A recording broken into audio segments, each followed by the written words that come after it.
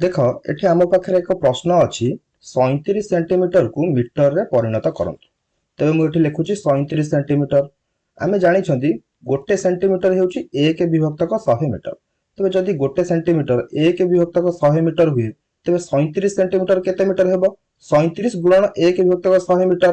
तेबे 37 गुणन 1 विभक्तक 100 मीटर हे जिवो 37 विभक्तक 100 मीटर। बा यहाँ को आमे लिखि परिबा 0.37 मीटर। तो जितेबाला आम सेंटीमीटर रु मीटर को जाइए से सेंटीमीटर को 100 द्वारा भाग कर। तेज जदि सेंटीमीटर को आम डेसीमीटर में प्रकाश करवा तेज आम जानी गोटे डेसीमीटर हूँ 10 सेंटीमीटर।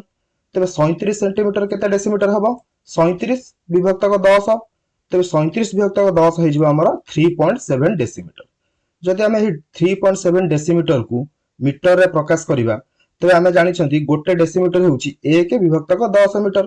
तेज जदि गोटे डेसीमीटर 1 विभक्तक 10 मीटर हुए तेज 3.7 डेसीमीटर केते मीटर हम 3.7 विभक्तक 10। तो 3.7 विभक्तक 10 हो 0.37 मीटर। ठीक अच्छे।